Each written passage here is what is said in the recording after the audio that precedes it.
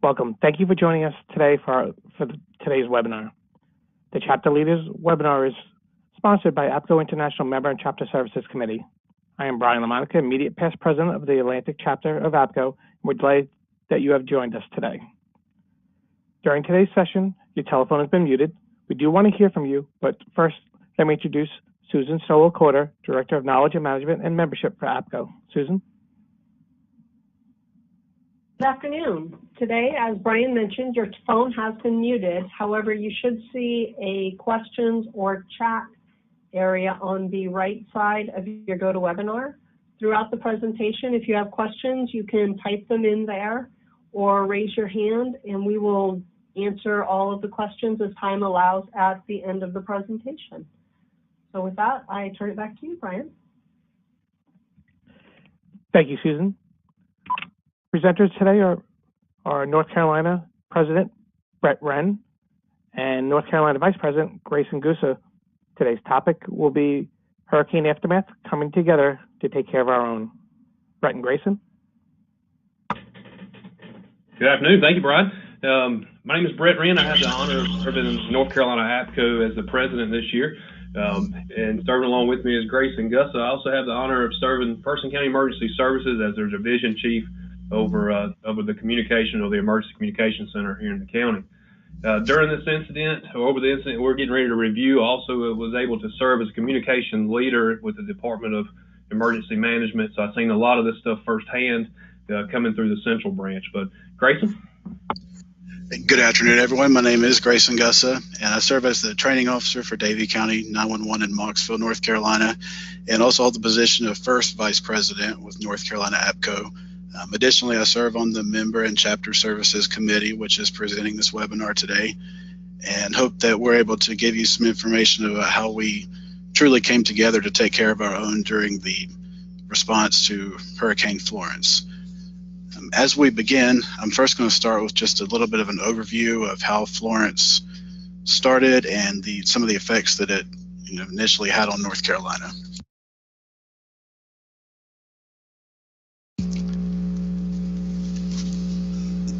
So you'll see here is a full track of Hurricane Florence. Overall, it was an active tropical system for 19 days. It actually formed off the coast of Africa on August 31st of 2018. Following that, it quickly intensified to a Category 4 hurricane on September 5th of 2018. From there, it fluctuated back down to a tropical storm and then again to a Category 4 hurricane right before it got off the coast of North Carolina. This next short video will just kind of show you how that process happened, how it transitioned throughout the process, and just be sure to pay close attention to once it gets off of the North Carolina coast. The storm literally stalled on our coastline for 3 to 4 days, and that is truly what exacerbated the issues with the flooding that we'll talk about very shortly.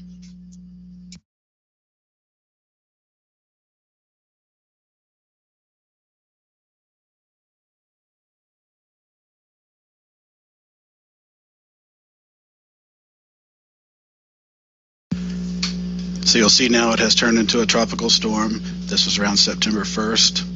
It's continuing western towards the east coast of the United States at this point.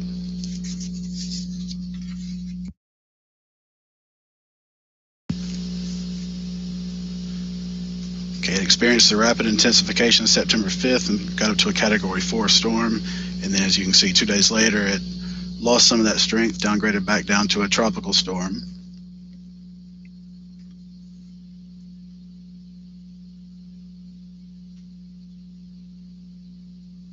And at this point, it's back up to a Category 4 storm, September 11th.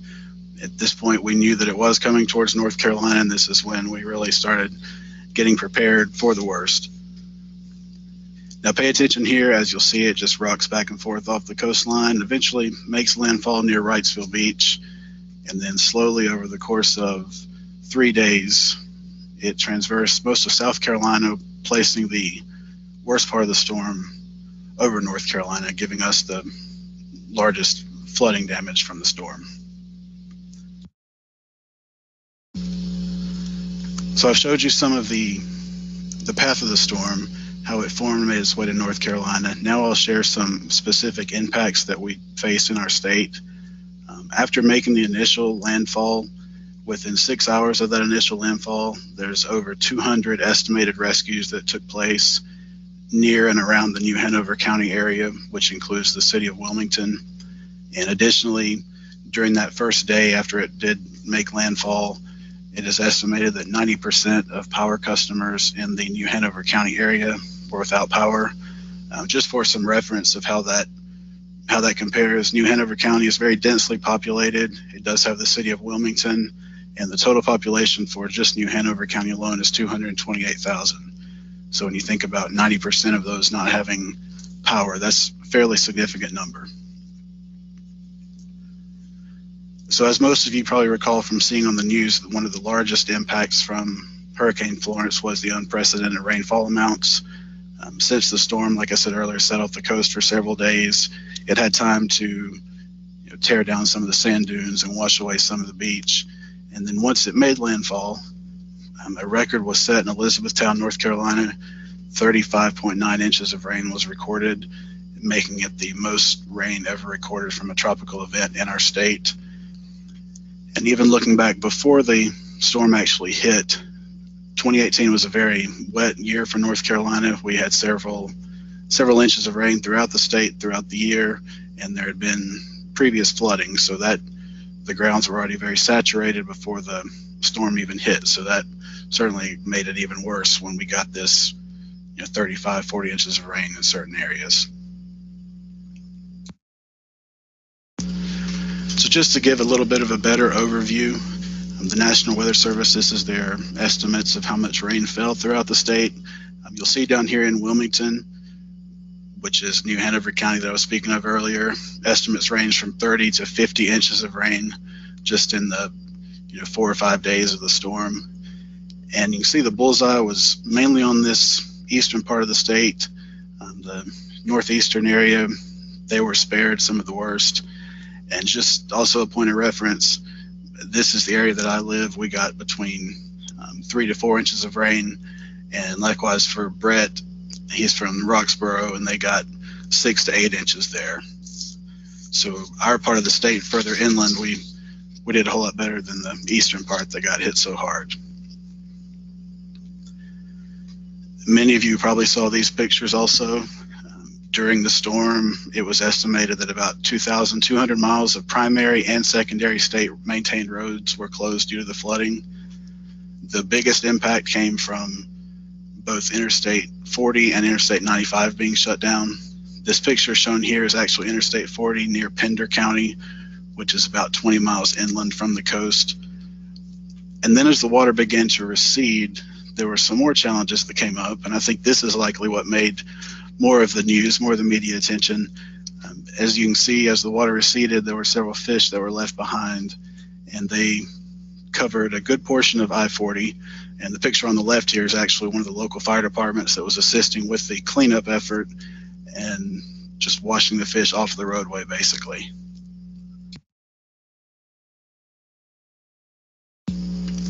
So now the most unfortunate part of this storm we have to report about is the total death toll in the United States. These are from direct and indirect results of Hurricane Florence. The total death toll in the United States was 57. Of those, 2 were in Florida. They were from rip currents on their coast. Virginia had a total of 3 fatalities. South Carolina experienced 9.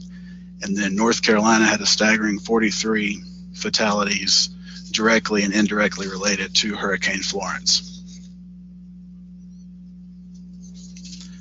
In one of the after incident action reports that North Carolina Emergency Management issued, there were some very eye-opening numbers and statistics that I thought we would share today, just to give you a little better idea of exactly what transpired.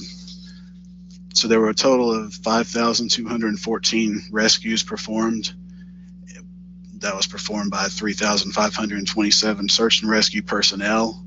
And of the resources they had, there were 173 boats used, 72 aircraft, and with those 72 aircraft, there were 441 rescues made by air, and another number that jumps out is the total power outages statewide was 190,000 at the worst part of the storm. And during the entire event, the 911 system in the state experienced an influx of 225,943 calls. Just to better put that in perspective, the North Carolina 911 Board reports that in 2018, there were 7.3 million 911 calls taken in the state for the whole year. So for this 1 week to have received that 225,000, that's a fairly significant influx in call volume. And at this point, I'm going to turn it over to Brett, and he's going to kind of more get into details about our actual response and how the entire system worked throughout the event. Thank you for that overview, Grayson.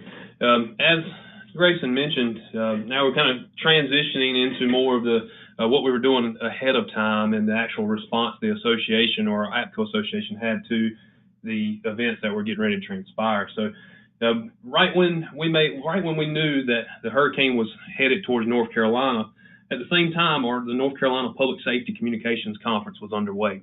This conference is a joint venture with North Carolina NENA. It attracts approximately 300 attendees, roughly. So at that point in time, we've had a wide variety of attendees there, from PSAP managers, commercial representation from our vendors. So this provided a lot of advantages, but also disadvantages. So any chapter leaders that are on the line today can value by me saying that a conference is very difficult to coordinate and plan.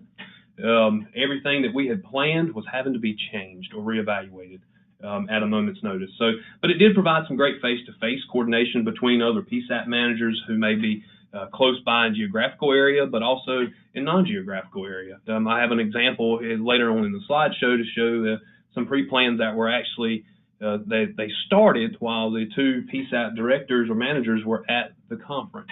So it provided them a venue to be able to communicate, to sit down at the same table and really draw out their plans. And then, as I alluded to, our commercial partners were there at the conference. So we were engaged with them very early, knowing that the commercial partners, knowing that we would be impacted and we would have centers and telecommunicators that would be in need. Several of them stepped forward, including one that we'll mention more of the program or fundraiser later, the Denise Amber Lee Foundation with Ryan Chambers, beginning a lot of our planning between myself and Dale Hall, the NENA president at the time, trying to get some fundraisers pre-planned. So, of course, with Florence setting its path on our state, the conference committee was left with a very difficult decision.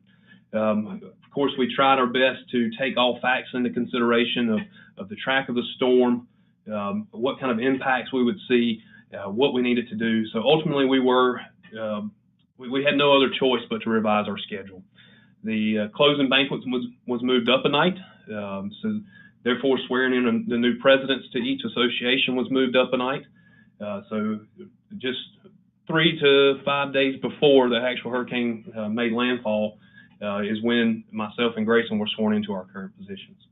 So that just gives you an idea, and we'll continue more into this as things progressed and we left the conference. Grayson, if you could go to that next slide for me, sir. Thank you. So now we're really getting into when the storm impacted our coast. So we've all went our separate ways.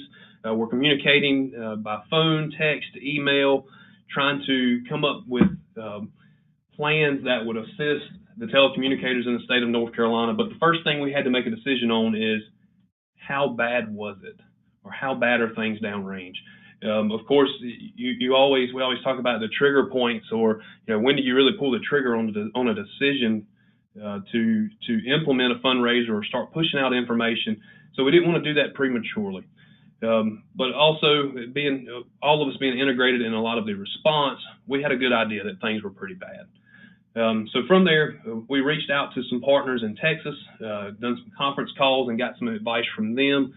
Some great ideas and ways to handle things came from Texas APCO and NENA. So we were able to really get some good ideas on what fundraisers may be beneficial for North Carolina. Immediately seeing that this was going to be a much bigger task for both associations, the president of NENA and myself came up with the idea of running the whole operation in an incident command system approach. So with Dale and I kind of taking the lead point on this, we recognize 3 different areas of fundraising, which we'll talk about: the T-shirt fundraiser, adopt the PSAP, and then delivering supplies downrange. So we noticed that we assigned leaders to within each branch of those, and then out of that we also established a joint PIO representing both APCO and NENA's voice. And what that was Grayson actually served in that role for APCO, and then his colleague on the NENA side, Christine Moore from Guilford Metro 911, served in that joint PIO role. Their main purpose was to push out this one message from both associations, so we had the same message going out to our telecommunicators in the state. One thing from that was also spawned was one help email. So if in the event a telecommunicator was needing assistance, or they had questions, or they had they needed some type of relief, we established an email that they could send an email just to that one email address, and it would go out to both PIOs and then other members within our staff at that point. So that proved to be very beneficial. We were able to push that sole email out rather than using anyone's personal emails, which became a great advantage because then it kept everyone in the loop whenever something was needed. All right, Grayson. All right, so now kind of transitioning a little bit into about how the 911 system in North Carolina went through with this storm. So right now on the screen, just to give you an idea, this is a map that is located in the SWC's office, Greg Hauser with North Carolina Emergency Management. This map was the battle plan, I will say. As you can see, it is a great picture that's broken down by county in North Carolina. This is what was used for tracking different assets that were deployed downrange. But this is what it looked like before the storm. So they already had a good idea of what was going on. Different resources were staged to ensure that 911 systems weren't impacted. So now we'll switch over to right at the end of the storm. This is where the map kind of evolves. So as you can see, the 911 system came together with, so the executive director of the 911 board, Pokey Harris, and Greg Hauser with the SWC in North Carolina, they came together and were able to communicate and integrate it so well within the ESF2 function of communications at the state EOC. So what you're looking at here, if you see a red solid line, these are 911 calls that were being rerouted. So the one that Grayson is highlighting now is actually from Columbus County being routed to Surry County. So as you can tell, their 911 calls were beginning to shift. So just to give you an idea of why this is important to bring up today and why we really took a great look at it from the association's aspect is, even though Surry County was not in the direct path of Florence, their telecommunicators were still taking calls that were very stressful, that may have impacted them in a stress or mental capacity, hearing people on the other line, and even in locations that they were unaware of. So as you can see, the red solid lines do indicate where they were being rerouted. The dotted lines are where they were pre-planned. So this one here is actually from Beaufort going out to Randolph County. And then New Hanover actually rerouted their calls up to the Raleigh-Wake Backup Center. So as you can tell, there was a lot of preparation, a lot of moving parts within the 911 system. And as Grayson alluded to, the 911 calls that influxed the system during the storm had to be handled in a great way, and they were. And I was very happy to hear the report that no documented 911 calls were missed. So that is absolutely outstanding. All right, Grayson. So here are some other facts about what was going on within the North Carolina 911 system. It was noted that 10 PSAPs had been degraded. So ultimately, they had some type of effect upon their operation, 6 of which enabled their backup plan, or backup plans were activated. And then one great part that we were seeing, especially from looking at kind of inside or outs, because the TERT deployments were being coordinated through the ESF2 function at State EM, where we had 4 different states who deployed TERT teams into North Carolina. But Grayson, if you would back up to that map before, and just let me give that a little bit of an aspect. So where you see these square orange boxes, these are where TERT teams were deployed into North Carolina to assist with the relief of telecommunicators.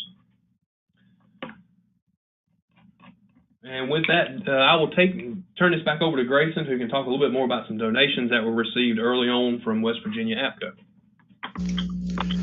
Yep, so like we've mentioned already, the response and support we received in the days and weeks following Hurricane Florence were truly amazing.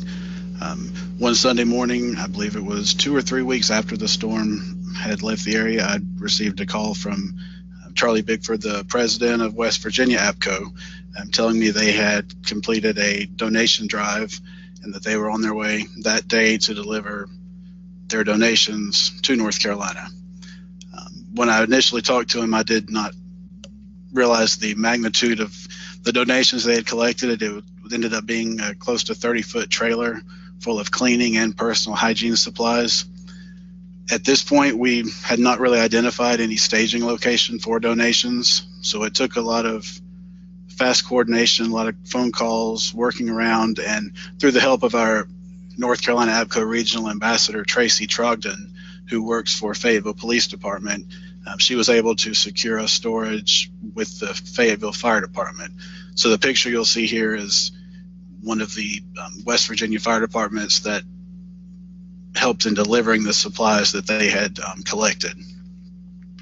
So of course, following that, them taking the time to come down and deliver this 5-6 hour one-way trip, before they returned to West Virginia, myself and Melanie Neal, the immediate past president of North Carolina APCO, were able to take them out to dinner and just express our gratitude for all of the work they had done to come up with the supplies they had donated.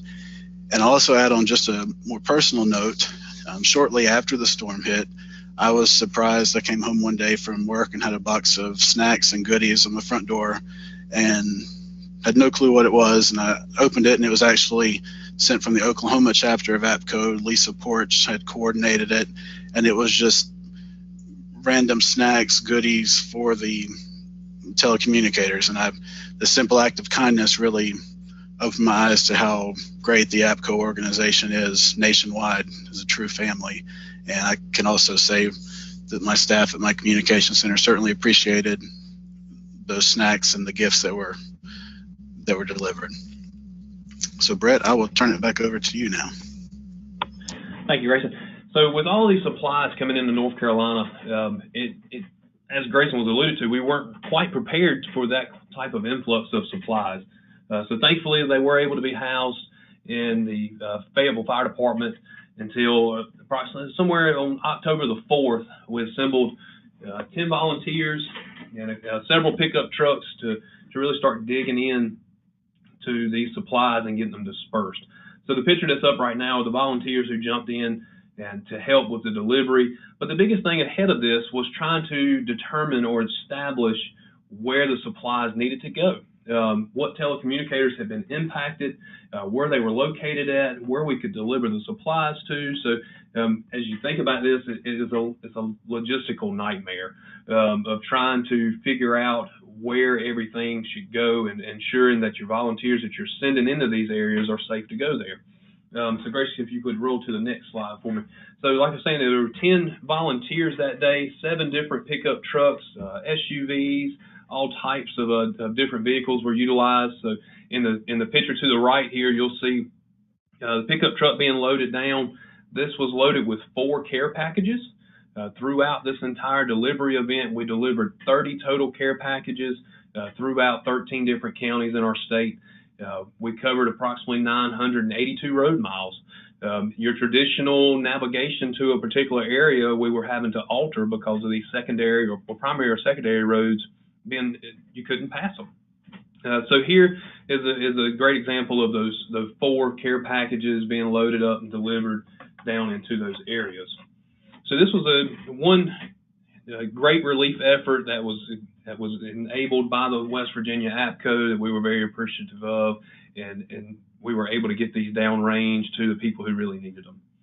The next relief effort that we'll jump into to talk a little bit about is Adopt the PSAP. This was a recommendation that came from the Texas APCO NENA group, of which we were able to begin spawning this up at the same time as delivering a lot of these supplies. So we had 17 different PSAPs that were adopted. Of those 17, approximately 55 telecommunicators were adopted by 11 different sponsors.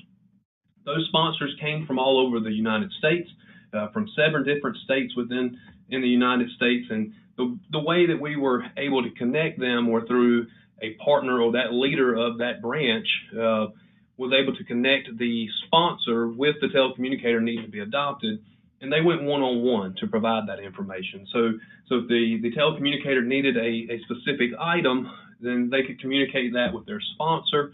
Their sponsor would then purchase, or either they would buy a gift certificate to a local Lowe's and then send it to the telecommunicator so that they could go and purchase the items that is needed. There were a lot of things that were sent down to the telecommunicators. Being that they did go one-on-one, one disadvantage that we've seen in that is that we couldn't track how much was donated. So they went one-on-one directly with those TCs, so we really couldn't see a lot of it. This program, like I said, did prove to be a great success, providing a lot of great relief supplies to 55 telecommunicators on the eastern seaboard of North Carolina. So the next one that Grayson will talk a little bit about that was really spawned within the conference is a T-shirt fundraiser. And Brett, I'll add one more thing to the Adopt a PSAP. We did have one person that coordinated that, Summer Hopkins with Beaufort County Sheriff's Office. She did a great job of being that point of contact, reaching out to the affected agencies. I think we were getting spreadsheets almost daily from her with updates. So we certainly want to recognize her hard work and keeping that all coordinated. Absolutely. Thank you for mentioning that, Grace. So the third thing that we did was a hurricane relief T-shirt fundraiser. This project was actually coordinated by Ryan Chambers with the Denise Amber Lee Foundation and Team 911. Various industry partners actually donated funds to have the T-shirts printed. So we were happy to announce that the shirts were sold for $25, and of that, $25 went back into the Hurricane Relief Fund, thanks to our industry partners paying for the actual shirts. The overall profit from this shirt fundraiser was a little bit over $15,000. And I can tell you, I did talk to Ryan earlier this week, and there's about 60 roughly T-shirts remaining.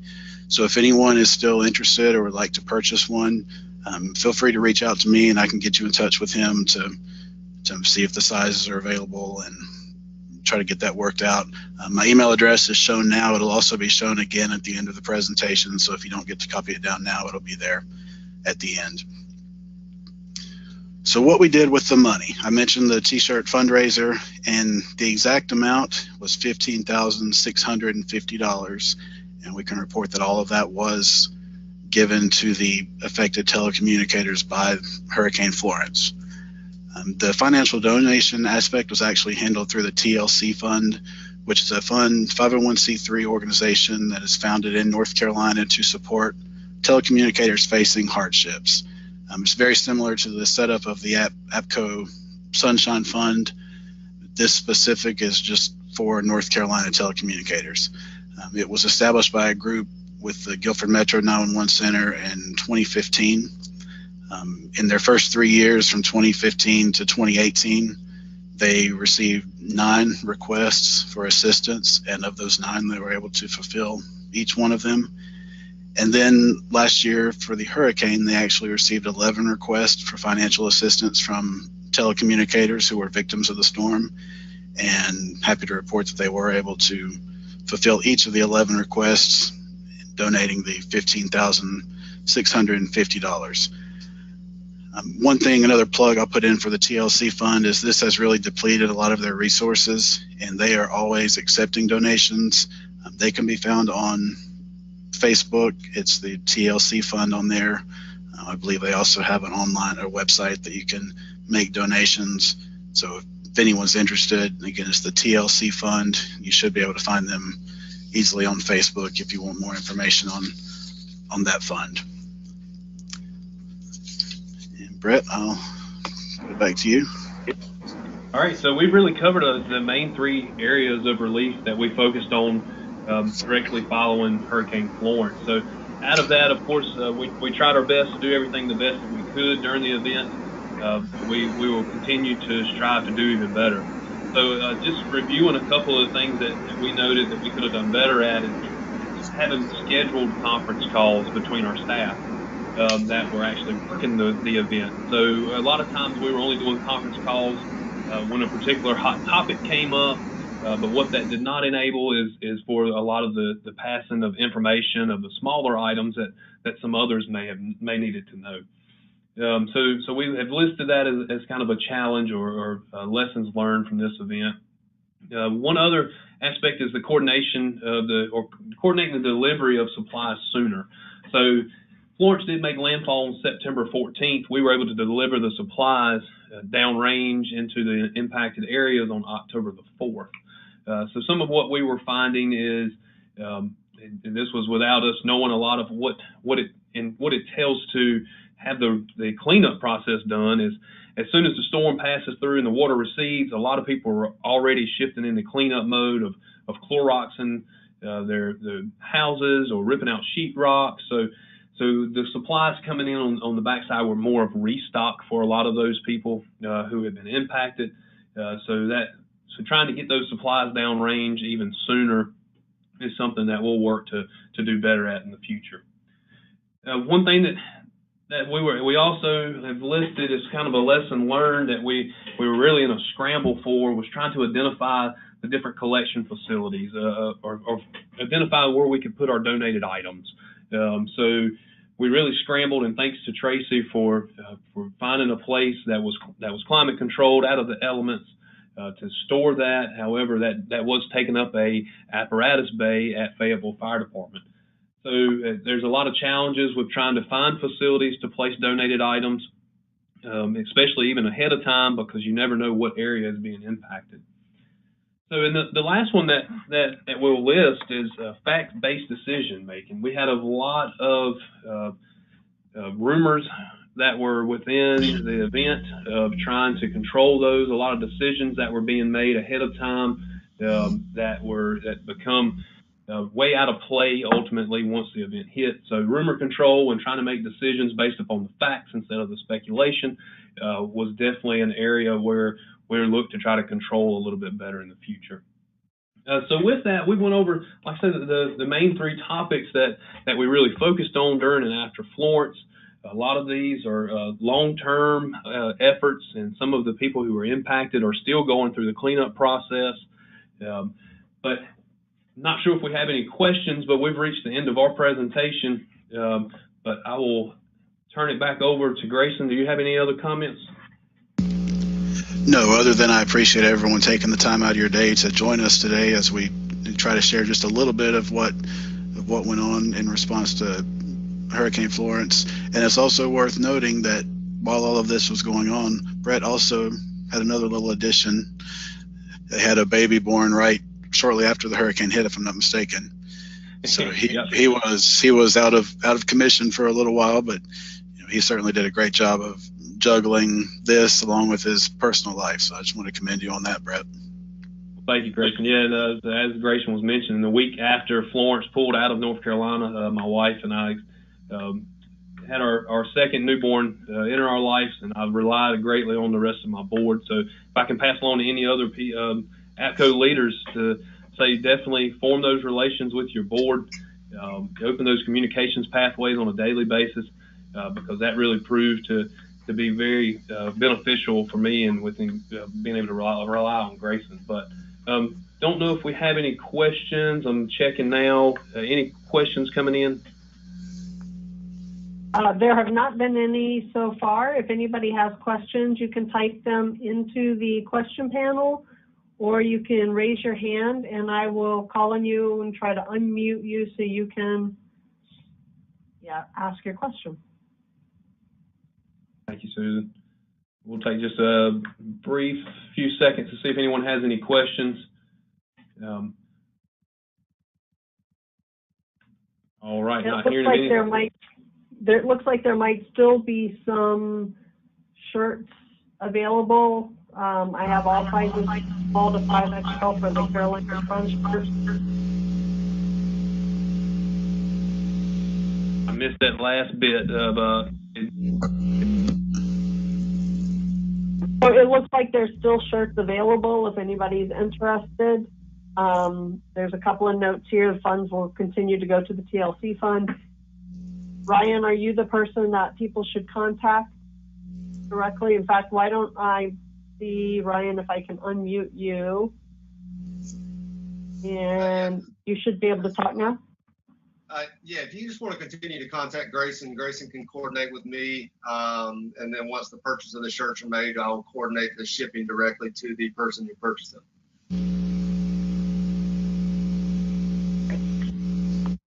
Awesome. So Thank I you, do Ryan. have a question here for you guys real quickly. It's, did you have any out-of-state dispatchers that came in to assist the PSAPs? Yes, we did have some out-of-state telecommunicators to come in and assist. Give me 1 second. There were 4 total teams out of. Yeah, I know that Georgia was one of them. I can tell that for sure. So 4 total teams came in on a TERT deployment, 2 of which were from Florida, 1 from Georgia, and then 1 from Tennessee.